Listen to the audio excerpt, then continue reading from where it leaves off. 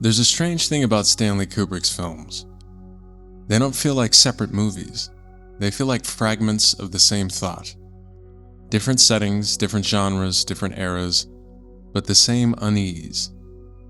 For decades, people have treated Kubrick like a puzzle maker, as if each film is its own riddle, meant to be solved independently.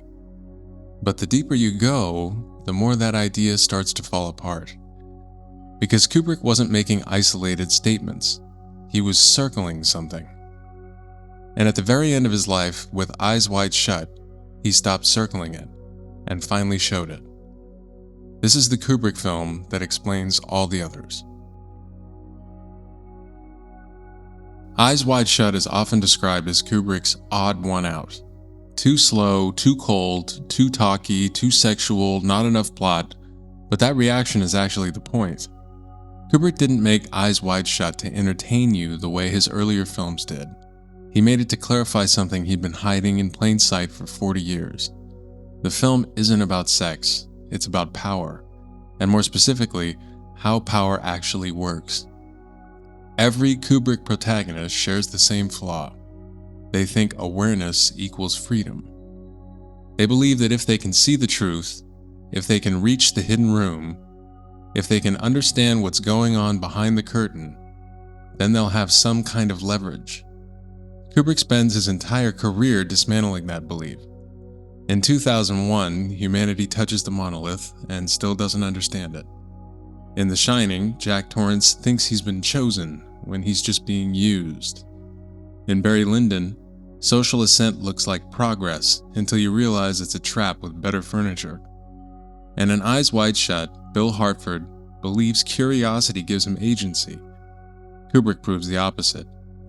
Curiosity is how the system identifies you. The masked ritual at the center of Eyes Wide Shut is often treated like a shocking reveal, a secret society, a forbidden world. But here's the uncomfortable truth. Nothing in that room is hidden.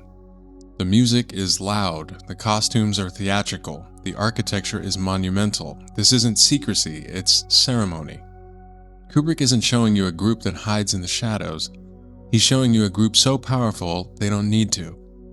The masks aren't there to conceal identity. They're there to standardize it. Because in Kubrick's world, power doesn't need individuality. It needs roles. And that idea runs through every one of his films. Think about it.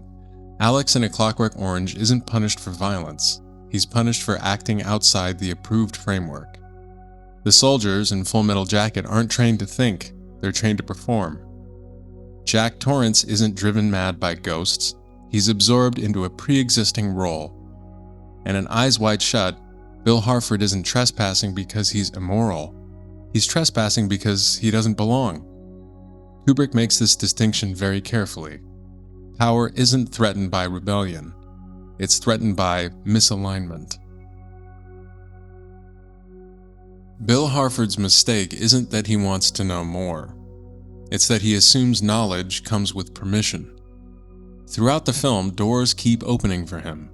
Taxis arrive, passwords work, invitations appear, and each time it reinforces the same illusion, that he's getting closer, that he's ascending. But Kubrick is doing something much colder. He's showing you how systems test people. How far will you go? How much will you risk? How deeply will you mistake access for acceptance? By the time Bill is warned, explicitly warned, it's already over. Not because he knows too much, but because he misunderstood his place. This is where Eyes Wide Shut becomes the Rosetta Stone for Kubrick's entire career. Because Kubrick isn't interested in villains, he's interested in structures. Sex in this film isn't intimacy, it's transaction. Violence in his films isn't chaos, it's administration. Romance isn't love, it's leverage. Kubrick keeps returning to the same unsettling idea. Human behavior doesn't drive systems. Systems shape human behavior. Which brings us to the final scene, the line that quietly explains everything. After everything Bill has seen, After the terror, the humiliation, the near-death warning, he comes home. And what does Kubrick give us? Not exposure, not revolution, not escape. He gives us containment.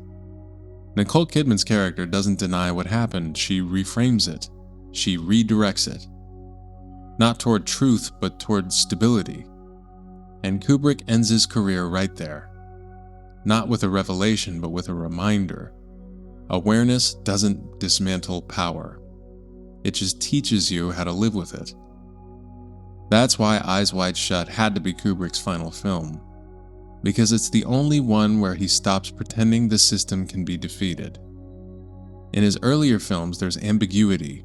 In this one, there's clarity. The hierarchy endures, the ritual continues, life moves on. Kubrick isn't pessimistic, he's precise. Once you see Eyes Wide Shut this way, his other films rearrange themselves. 2001 becomes a story about contact without comprehension. The Shining becomes a story about inheritance masquerading as madness. Full Metal Jacket becomes a story about identity stripped and reassigned. They're not mysteries, they're warnings.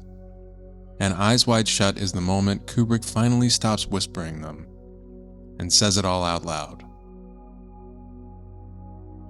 Eyes Wide Shut is a film brimming with clues, interpretations, secrets. I'm really looking forward to reading your perspectives in the comment section. I'd also love to know what film you'd like to see a deep dive on next. Thank you so much for watching. Please consider subscribing for more breakdowns just like this.